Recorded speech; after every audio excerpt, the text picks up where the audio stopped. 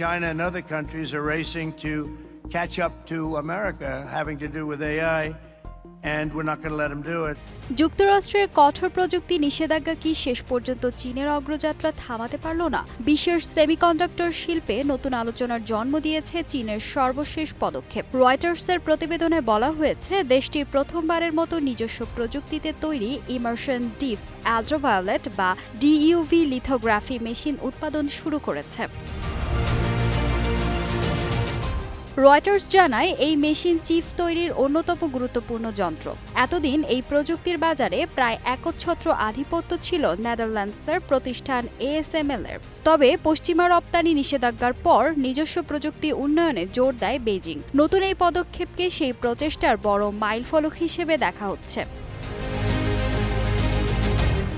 প্রতিবেদনে আরও বলা হয়েছে, রাষ্ট্র সমর্থিত সাংহাই ভিত্তিক একটি প্রতিষ্ঠান এই ডিইউভি মেশিন তৈরি করছে। চলতি বছর সীমিত আকারে কয়েকটি মেশিন উৎপাদনের পরিকল্পনা রয়েছে। এগুলো চীনের শীর্ষ চিপ নির্মাতা প্রতিষ্ঠান SMIC, হুয়া হং সেমিকন্ডাক্টর এবং চেংজিন মেমোরি টেকনোলজিসের কাছে সরবরাহ করা হবে।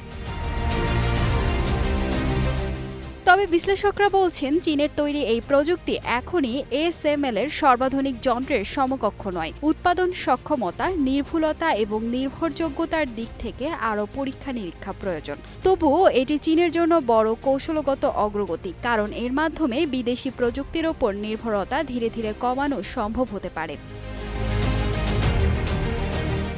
এদিকে এই খবর প্রকাশের পর আন্তর্জাতিক প্রযুক্তি খাতেও তাৎক্ষণিক প্রতিক্রিয়া দেখা গেছে। ASML সহ ইউরোপের বেশ কয়েকটি চিপ সম্পর্কিত প্রতিষ্ঠানের শেয়ারের দাম কমেছে। ফলে প্রযুক্তি প্রতিযোগিতায় যুক্তরাষ্ট্র, ইউরোপ ও চীনের মধ্যে নতুন করে উত্তেজনা তৈরি হওয়ার আশঙ্কা করছেন বাজার বিশ্লেষকরা।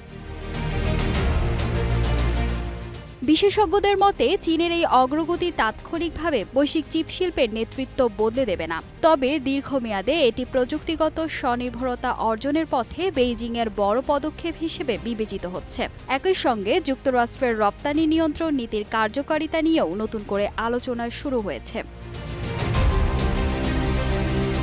ফাহিমা সুরভি, নিউজ ডেস্ক, গ্লোবাল টেলিভিশন।